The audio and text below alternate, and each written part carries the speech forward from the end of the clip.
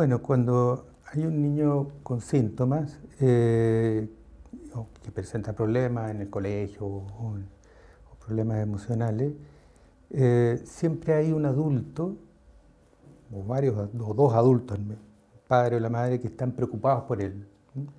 Y hay un mundo de hermanos también a veces. El punto de contacto, el punto de partida es la preocupación parental.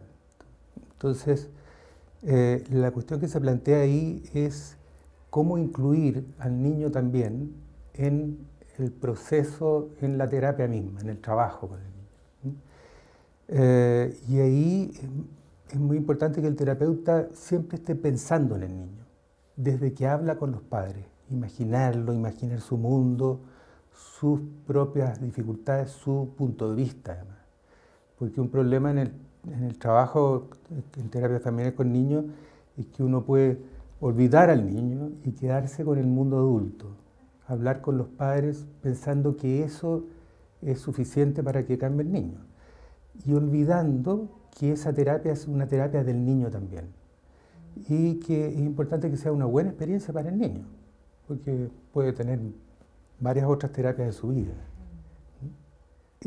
Para trabajar con niños, en el contexto de un trabajo con la familia que incluye a padres y eventualmente hermanos, es importante instalarse como, yo diría, en un modo lúdico.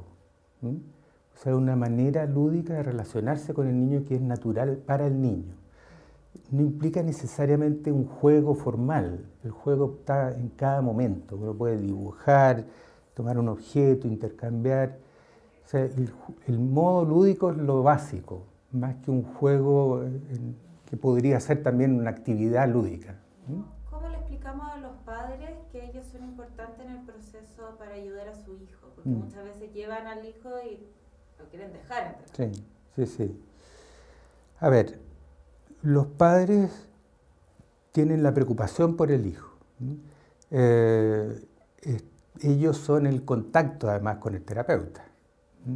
Ellos plantean el problema y esperan que uno ayude al niño o niña, pero también ellos tienen mucho que hacer.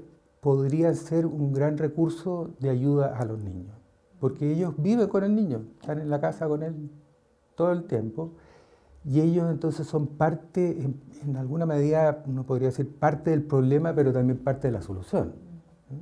Por eso que es importante la relación con los padres. ¿Y cómo podríamos convencer a estos padres de que ellos son importantes en eso? Mira, qué interesante pregunta, cómo convencer. En general, yo creo que no es difícil convencerlos. Si uno arma una alianza con los padres, los ayuda a comprender que ellos pueden ser parte de la solución, yo creo que la mayoría de los padres se convencen. No es algo difícil. Y se incorporan naturalmente a una ayuda al hijo. Quizás eso que estoy diciendo puede ser más complejo en los niños más grandes, más cerca de la adolescencia o la adolescencia media, cuando esperan que el hijo solucione sus problemas, porque hay una etapa de mayor autonomía. ¿Y por el otro lado, cómo se le explica al adolescente que los padres van a trabajar con él? Sí, también es cuando adolescente, claro, que a veces espera una privacidad, una terapia para él. Yo diría que hay dos modos o dos situaciones. Uno es que los padres son importantes, hay afecto, hay preocupación y es natural que los padres se hagan partícipes del tratamiento. Y otra es cuando un adolescente tiene situaciones de riesgo, cuando tiene conductas de riesgo. Conductas de riesgo me refiero a adicciones, consumo de droga o conductas de riesgo físico, por ejemplo. O cuando hay ideación suicida. Ahí ahí es importante convencer al hijo de que necesita una ayuda también que incluya a los padres. O sea, ahí puede ser complicado tratar al hijo solo en una situación en que los padres también están viviendo el problema con el niño todos los días. Entonces, ahí puede ser más complejo armar un equipo con la familia. Pero a veces la gravedad es tal que se arma en forma, hay que armarlo, digamos, naturalmente. Y sí, en la alianza, en lo concreto, en las sesiones, hay que ser cuidadoso con el adolescente cuando están los padres. ¿Cuáles son los beneficios de hacer terapia familiar cuando hay un niño con síntomas o un adolescente con síntomas? Los beneficios, básicamente, yo lo resumiría en trabajar, enfocar el contacto, la relación del adolescente o el hijo con su padre, que es un factor protector, porque la terapia está reducida a no sé, un rato, una hora por semana, y el adolescente vive todos los días con su padre. Y en ese sentido, por eso que los padres pueden ser una ayuda muy necesaria, digamos. ¿Y por qué crees que no es considerado por todos los terapeutas o perspectivas epistemologías, digamos, Sí. la participación de los padres, si son tan importantes? Sí, bueno, yo pienso que son importantes. Claro, hay líneas terapéuticas que se enfocan más en el niño individual, pero todos los terapeutas que trabajan con niños entrevistan a los padres. Con los adolescentes también, muchas veces entrevistan a los padres.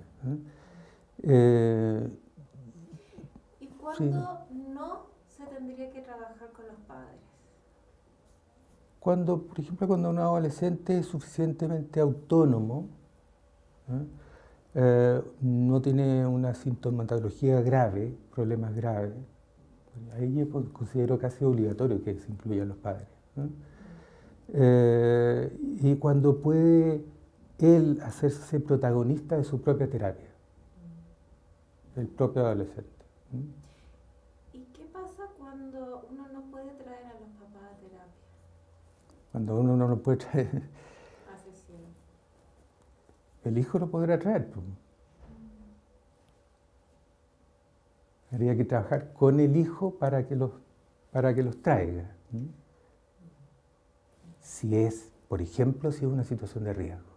Si hay conductas de riesgo, ideación suicida. Pero cuando no hay conducta de riesgo, No. pero podría haberla a futuro. Podría haberla a futuro. Yo creo que el hijo puede ser un niño, niña, puede ser un buen vehículo. Es raro en realidad, y es de esperar que no ocurra, que uno tenga que contactar directamente a los padres pasando por la voluntad del hijo. Todo esto que estoy hablando tiene que ver cómo construir una alianza. Y cómo construir una alianza con un individuo, un niño, un adolescente, sin pensar que es un individuo aislado de su mundo. Claro, o sea, qué habilidades tener para trabajar con niños y sus familias. Mira, quizás hay que ser un poco niño. Una habilidad para identificarse con el niño, sin dejar de ser adulto. Quizás eso es lo central. Ahora, la conexión con el niño puede implicar, o debe implicar un aspecto lúdico, que también es una habilidad. Eso es parte de conectarse con el niño, es como natural para el niño, la conexión lúdica. Bueno, los adultos también jugamos. Eso. ¿Y alguna otra habilidad que tú creas que un terapeuta debiera desarrollar, un terapeuta familiar? Sí. Quizás otra habilidad importante o recurso es que si uno trabaja con niños, es bueno tener presente el niño propio. Eh, para empatizar con el niño, para comprender su punto de vista, aliarse con el niño, es importante tener muy claro la historia del niño propio. Y yo pienso, digamos, que el niño propio uno siempre lo anda trayendo, es difícil deshacerse de él.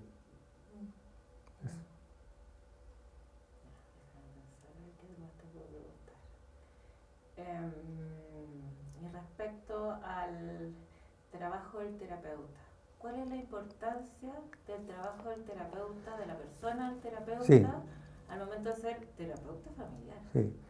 Bueno, empieza con la pregunta. Claro, la importancia del trabajo en la persona del terapeuta, para ser terapeuta familiar y trabajar con niños, yo creo que tiene que ver con desarrollar una sensibilidad que ayude a conectarse con el niño.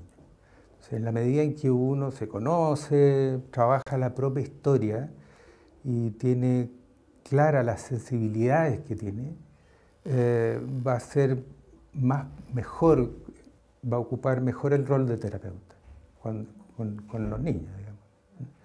Y eso supone un trabajo personal, porque en el trabajo personal con la persona terapeuta igual es volver a ser niño también. Un elemento importante que se plantea en las terapias que incluye a niños, sobre todo a niños más grandes o adolescencia media, es construir un espacio de privacidad válida con el niño. Válida en el sentido de que real, en el sentido de que si el niño me habla en sesiones privadas, individuales, de situaciones de riesgo, yo estoy obligado a comunicarse a los padres. Entonces, yo considero mejor explicitar con el hijo, el adolescente en general, que es una conversación que vamos a tener privada y que si yo considero que los padres deben saber algo, primero lo voy a hablar con él. Lo voy a convencer de que es necesario que sepan.